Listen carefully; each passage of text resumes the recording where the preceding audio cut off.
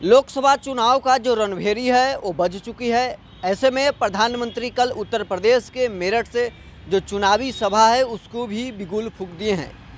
और बिहार में भी प्रधानमंत्री मोदी 4 तारीख को जमुई से चुनावी आगाज करने वाले हैं। ऐसे में अब प्रधानमंत्री के रैली से विरोधी भी अब जो चुनावी सभा है उसका शुरुआत करने वाले हैं। कल तेजस्वी यादव और तमाम जो विपक्ष के नेता थे दिल्ली के रामलीला मैदान में एकजुट हुए। वहां पर प्रधानमंत्री और नरेंद्र मोदी और भारतीय जनता पार्टी पर खूब बरस रहे थे। तेजस्वी यादव ने यहां तक कहा कि भारतीय जनता पार्टी के लोग जो हैं 400 नारा पार की जो बात कह रहे हैं, ऐसा लगता है कि ईवीएम मशीन पहले ही सब कुछ सेट हो चुका है कि नरेंद्र मोदी 400 पार करने वाले हैं। उधर प्रधानमंत्री ने कहा कि जो जांच एजेंसियां जांच करती है, विपक्ष के लोग उसके ऊपर सवाल खड़ा करते हैं।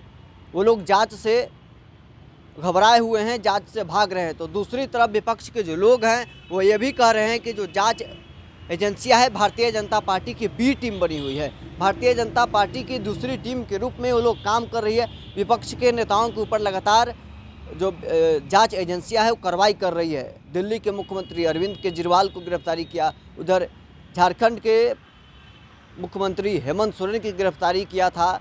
लेकिन रामलीला मैदान में सभी विपक्ष के जो नेता थे एकजुट होकर नरेंद्र मोदी और केंद्र सरकार के खिलाफ बिगुल फूंक रहे थे। तो दूसरी तरफ प्रधानमंत्री नरेंद्र मोदी उत्तर प्रदेश के मेरठ से चुनावी सभा का आगाज कर दिए हैं।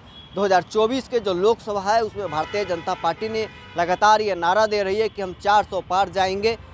तो प्रधानमंत्री इसके आगाज के लिए उत्तर प्रदेश के मेरठ से चुनावी सभा को बिगुल फूंक दिए हैं। लगातार प्रधानमंत्री विपक्ष के ऊपर ये हमलावर करते रहे हैं कि विपक्ष जो जांच एजेंसियां है जो जांच कर रही है उससे भाग रही है।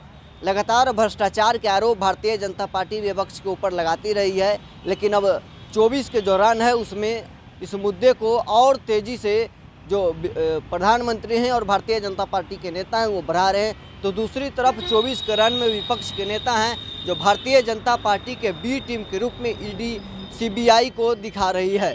अब बिहार में भी जो चुनावी रन है वो और तेज़ होते जा रहा है। पहले चरण के जो नामांकन की प्रक्रिया थी वो अब समाप्त हो चुकी है। 19 तारीख को वोटिंग होना है। अब दूसरे चरण के जो नामांकन की प्रक्रिया है उसका भी शुरुआत हो गया है। जो प्रत्याशी हैं वो दूसरे चरण के लिए नामांकन कर रहे हैं। लेकिन प्रधानमंत्री नरेंद्र मोदी 4 तारीख को जमुई में चुनावी सभा को जो बिगुल फूकेंगे।